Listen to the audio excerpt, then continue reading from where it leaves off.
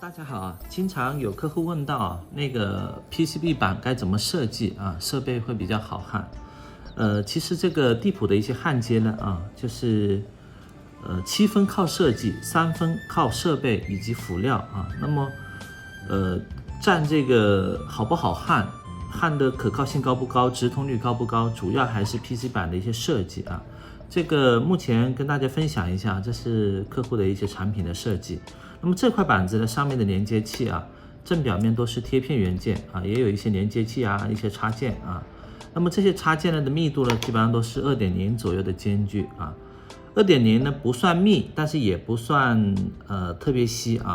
那么很多客户在焊接 2.0 的时候是比较多的容易粘稀的，特别是那种双排针双排针在脱稀的时候，它的抓稀力比较高，所以呢，在双排的位置比较容易粘稀那么今天跟大家分享的就是它的一些主焊以及切吸的一些设计那么大家可以看到这是一个双排错开的这个连接器，也是 2.0在这个中间位置它是多处是做了主焊的白色的印油是做主焊的，大家可以看一下，仔细看一下。那么在收尾端过炉方向是这个位置，那么收尾端就是在我的右手边那么这个位置它是一个切吸的设计，我们叫脱吸焊盘这个一般呢是用于那个接地的一个铜盘位置，把它开出来就可以了。很多产品设计有这个条件，但是很多企业它没做，所以在最后几个点是比较容易粘稀的那么这也是个典型的双排针2.0 间距的。那么在它的那个主焊，这白色的十字架的那个主焊中间，那么呢它这个收尾端也是做了切吸大家可以看到。然后焊盘很多客户的设计基本上都是一个圆孔，那这里大家可以看到，为了 2.0 的间距就是做得更好，它是一个椭圆盘又考虑到这个上吸的那个量能够保证的前提更不容易粘稀那这个切吸设计大家关注一下。2.0 的单排针中间的主焊，后边的切吸大家看到没然后呢，在这一个连接器横向的一个连接器，正常来讲它的脱吸方向它是跟这个插件跟脱吸方向是有冲突的。那么它在后端也是做了一个横向切吸这一块片是一个切吸片大家可以看到这个设计是比较 OK 的那么这个音频插口这里也是 2.0 的，但是你假如说是一个大圆焊盘的话，那么它可能这个中间的间距是不到1毫米，但是做成椭盘的话呢大家可以看到它印白色油的位置，主焊油的位置它是有1毫米多所以这个空间是极不容易粘稀的这是一个视频接口这种视频接口呢，很多客户在设计它的时候是做了主焊，但是最后那点也容易粘稀。那大家可以看到这里有个 T 字的一个切吸这也在设计上面也是做的比较好的那么呢，该要上吸多的位置，我们应该讲就尽可能的让它上吸像这个视频接口，它的这个接地位它的焊盘做的比较宽的，因为这个位置它要接地良好，但是呢它又不需要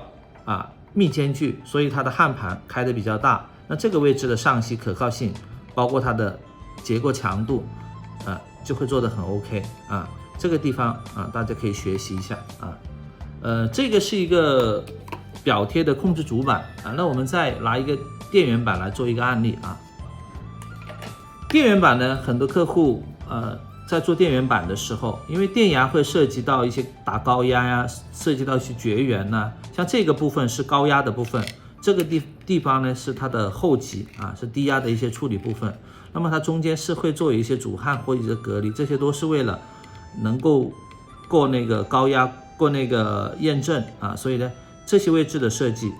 一般这个电子设计的行级大家都知道这个行家方面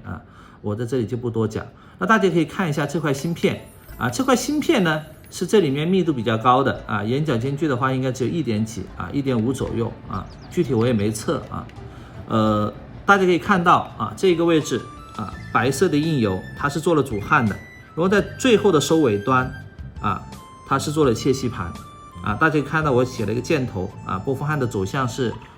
啊，假如从右至左的话，那这个位置是切息盘啊，这边是切息盘，我的右手方向啊是切息盘啊，大家可以看到它这一些单排针啊，最后一个收尾端啊，它也是做了切息啊，那中间这些位置做了那个主焊啊，焊盘也设计成椭圆的啊，对吧？这一些它对过流有要求的啊，它不能去把盘子做得太小啊，在同样的一个受息面积以外，它可以把焊盘适当改成椭圆，把中间的这个间距拉开，那么这样呢，也方便它做一个主焊印制啊，因为你太密了的话，它做主焊印制是不好做的。那这一端也是啊，这一端大家可以看到 2.0 间距的连接器，那么这个位置它最后也是做了切息点啊，做了切息点啊。那大家这些该上吸的地方，大家可以看到啊，它在需要上吸过流的位置，它会涉及到加大的焊盘啊，让这个吸上得更饱满。在这些需要拉得精细的地方，那它尽量的把焊盘的位置上吸位缩小，对吧？在不影响过流条件、不影响器件功能的时候，这些设计都很重要啊。另外还有一点呢，像这种电源管理小 IC 这种 IC 的密度也很高，而且呢它本身很小，大家可以看到它的上吸位最后的收尾都拉得比较长这个焊盘的上吸位都大于它的器件的上吸了。这个拉吸的位置它比较长一点，它的容吸量越多，那么拉引脚的能力呢就越强我们讲的你的拉吸片，像我们切息片的设计，通常它是要大于2个 PCB 的拉吸盘因为你这样才拉得过它。所以呢，在这种切息位置上，你做的太小一点点像你做2毫米，它没什么用，这里就做了接近4毫米4毫米的一个长度。所以呢，在这一块小芯片上面，它的直通率就会很高这里面有很多设计是值得我们去学习的，包括这个位置这是一个整流桥堆这个位置是高压段它也做了一些隔离这些当然这是做安规过那个验证要用的这个绝缘这一类呢我们今天不讲主要讲的就是一些焊盘位该怎么去设计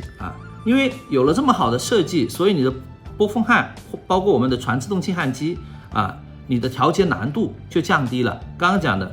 7分靠设计，3分才靠设备或者靠辅料假如说我们的设计做得很差，或者做得很不合工艺的这种焊接自动化工艺的道理，那你对设备的调节，哪怕你花出更多的时间、更多的努力，焊出的效果都不会太理想今天的讲解分享到这里谢谢大家觉得我讲的有道理的或没有道理的，或者讲的不好的，可以在那个评论区进行一个批评指正谢谢大家。